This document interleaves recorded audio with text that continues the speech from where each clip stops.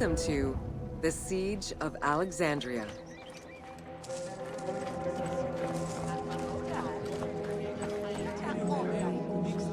Among the collection of writings attributed to Julius Caesar are his descriptions of the Siege of Alexandria, the Gallic Wars, and the commentaries on the Civil War.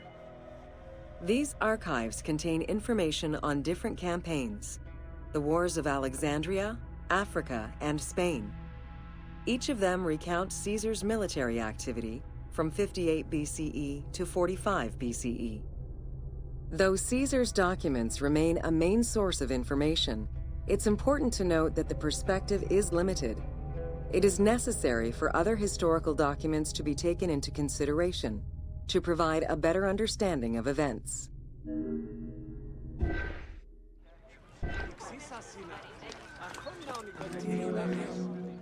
The Siege of Alexandria closely relays the events of the Civil War that led up to the event and describes how Caesar was besieged in the palace of the Ptolemies. Other ancient authors have left equally valuable and sometimes contradictory information.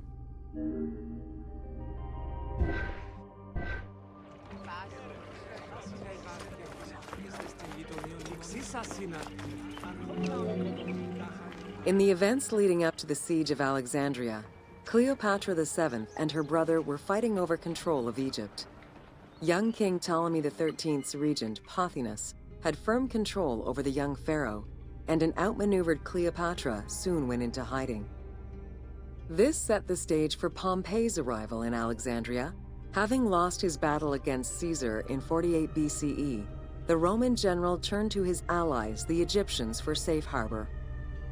But on the advice of Pothinus, Ptolemy XIII had Pompey assassinated in the hopes of earning Caesar's favor. This would turn out to be a most unfortunate decision.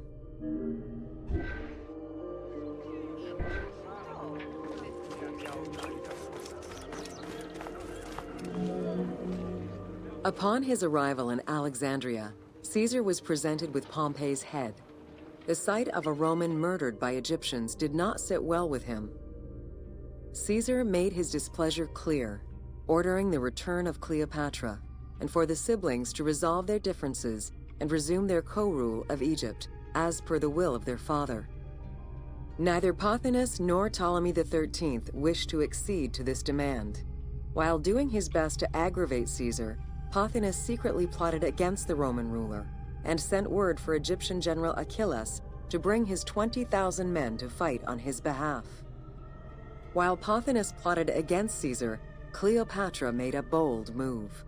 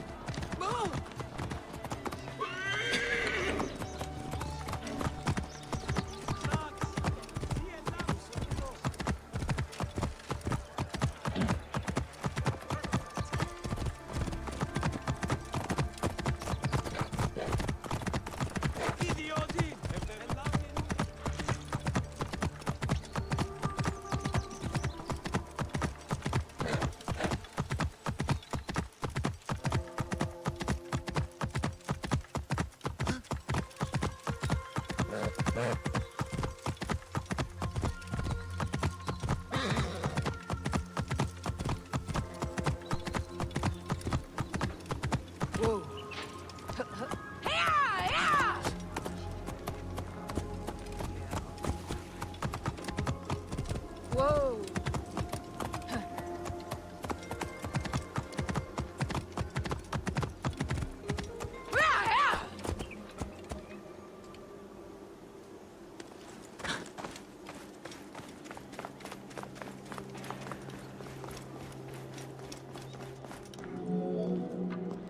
There are various descriptions of the encounter between Caesar and Cleopatra. One report states that she snuck into the palace alone at night. Another account claims she was accompanied by an ally and was brought inside the palace wrapped in a carpet bag.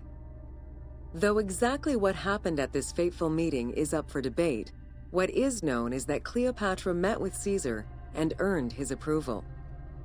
Pothinus and Ptolemy XIII were most vexed with this turn of events.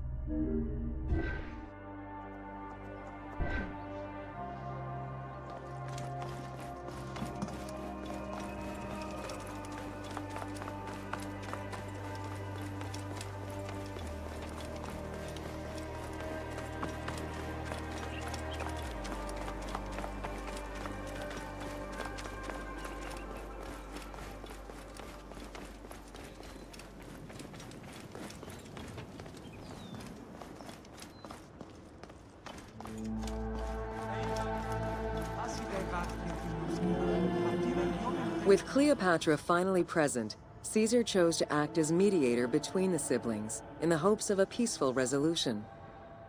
It did not take long for things to sour. During a banquet given to celebrate the reconciliation, there was an assassination attempt on Caesar. It was the Roman leader's own barber who thwarted the attack. Once it was revealed that the king's regent, Pothinus, had ordered the attack, Caesar had him executed. He then placed the young king under guard.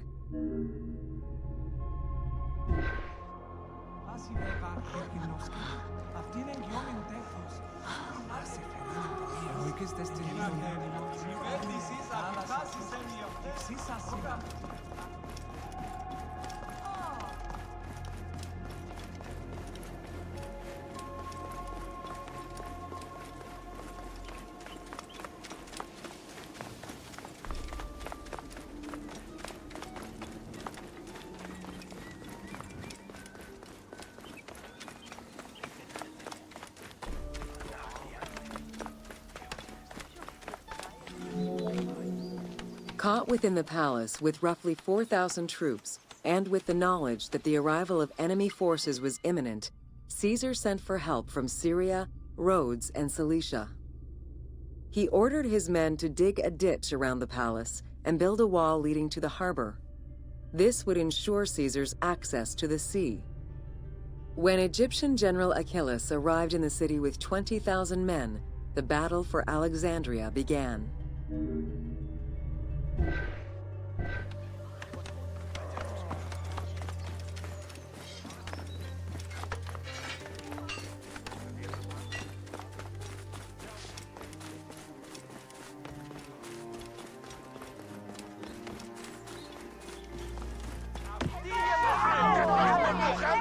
With so few men at his disposal, Caesar could not risk a battle just yet. He sent ambassadors to Achillas in the name of Ptolemy to propose a truce.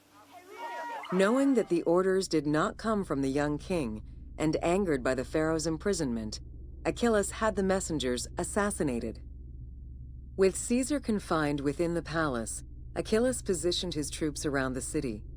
Skirmishes broke out throughout the streets of Alexandria and went on for several days and nights. Though they were outnumbered, Caesar's men were able to hold the enemy back. This prompted Achillas's next move: capture the Roman fleet stationed in the harbor.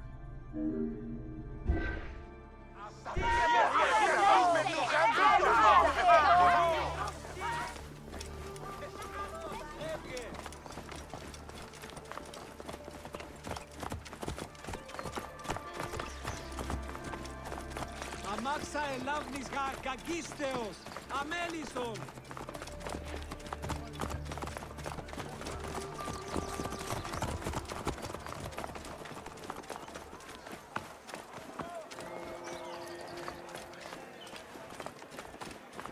Λάξ, σι ελάβνη χίου γυρνέστε.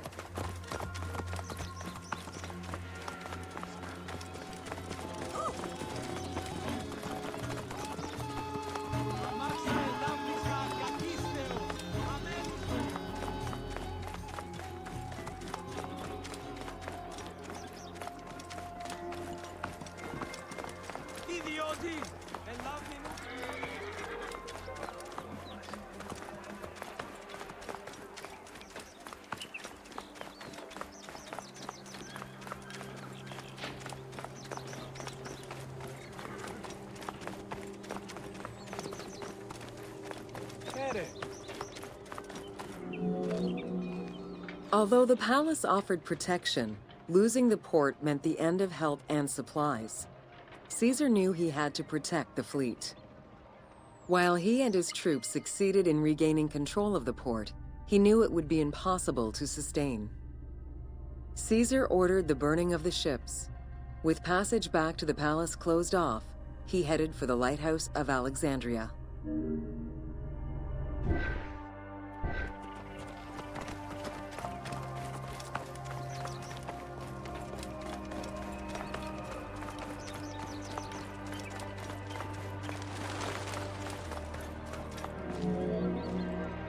Fighting their way through the Egyptian troops, Caesar and his men eventually reached Pharis Island. There, they took refuge within the lighthouse. With easy access to the open sea, Caesar was able to send messages to his allies requesting reinforcements and more supplies. The island fort also allowed him to control access to the harbor by relying on the chains used by the Egyptians to control ship traffic to and from Alexandria's docks.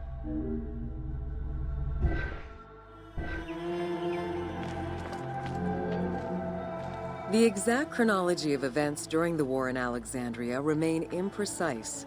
Conflicting accounts raise questions as to when, and even if, the Great Library of Alexandria was burned down at all.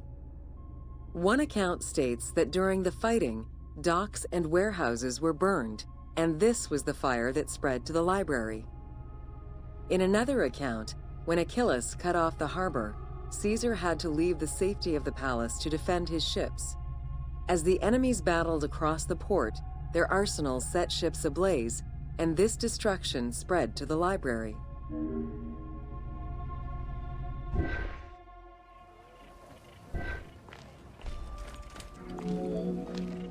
In either case, the Great Library was not completely destroyed. Experts point out that its location was too far from the harbor, and much later texts refer to the Great Library as being intact. Warehouses near the harbor contained manuscript copies awaiting export, and it is more likely that these documents were destroyed than the Great Library itself.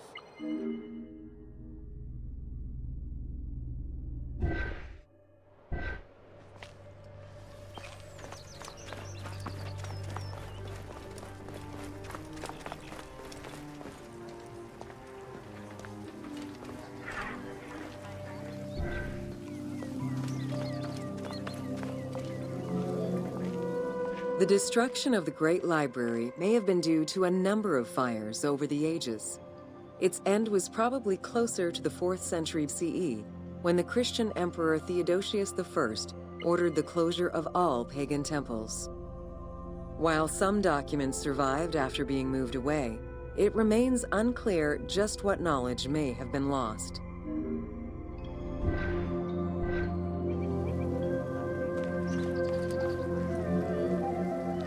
Where there are accounts of Achilles being in control of the battle against Caesar, it appears that instead Cleopatra's sister, siding with her brother, had him killed and put her ally Ganymedes in his place.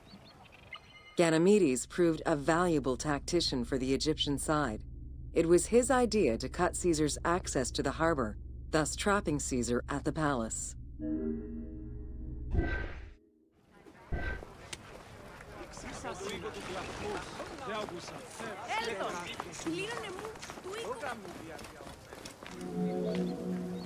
During the time of Ptolemy I, canals had been dug throughout Alexandria to provide fresh water. Ganymedes had his men take control of these canals. After isolating their own water supply, he had his men pour salt water into the canals and cisterns that led to Caesar's camp.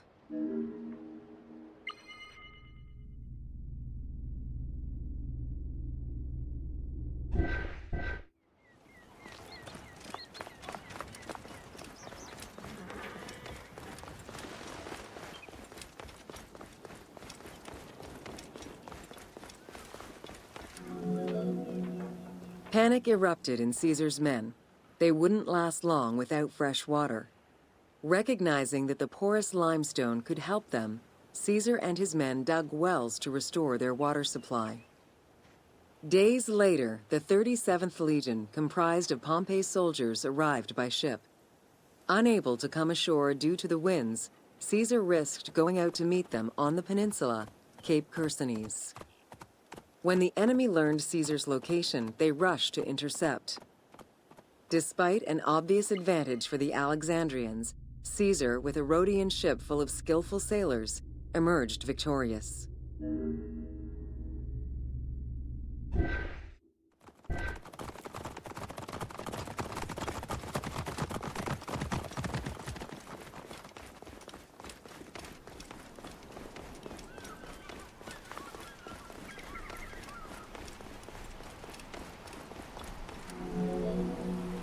With help from the Allied ships, Caesar's victory enabled him to push the Egyptians back and secure the lighthouse. Gaining control of Pharos Island sent the Alexandrians into the sea and swimming back to the city.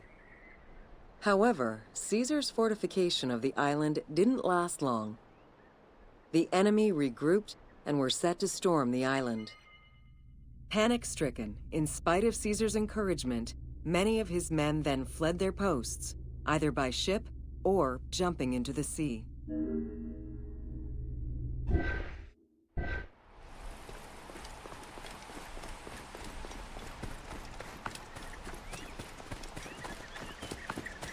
Ogalos, Evge!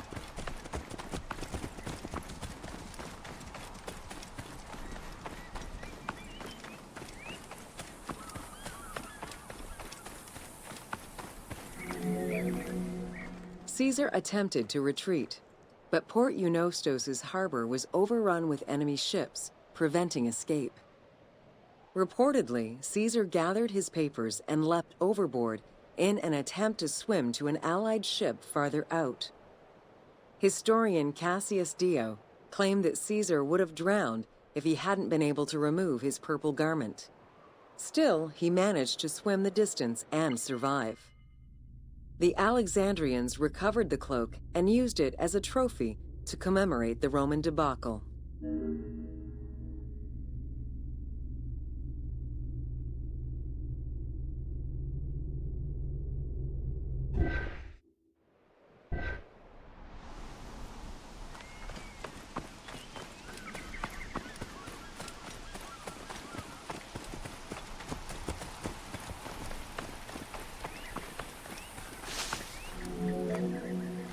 Unhappy with Ganymedes and wanting their king restored, the Alexandrians approached Caesar with a compromise. Caesar agreed to release Ptolemy XIII after entreating him to spare the kingdom and remain loyal to Rome. Once freed, however, the king defied the agreement and continued the war.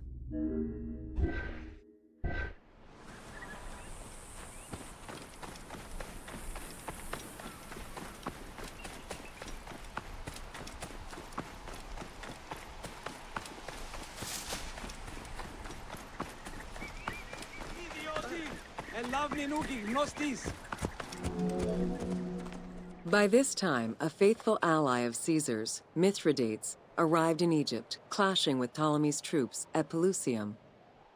Outnumbering the enemy, Mithridates secured the region between Pelusium and Alexandria.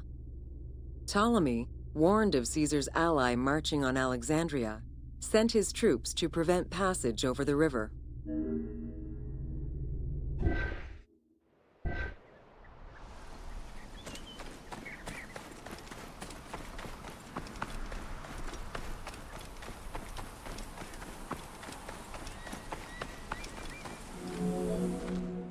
Mithridates warned Caesar in time, and the two groups confronted the armies of Ptolemy in the Delta. In the Battle of the Nile, the Romans gained the upper hand, sending the Egyptians fleeing. In the tumult and panic, King Ptolemy XIII drowned in the Nile.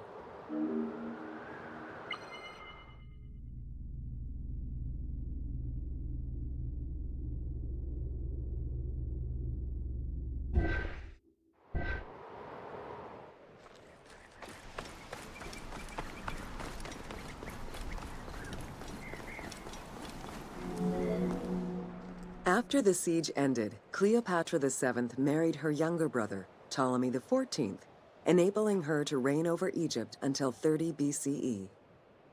Under her rule, Alexandria settled into its position within the Roman Empire and eventually surpassed Athens as one of the most important cities in the Roman Empire.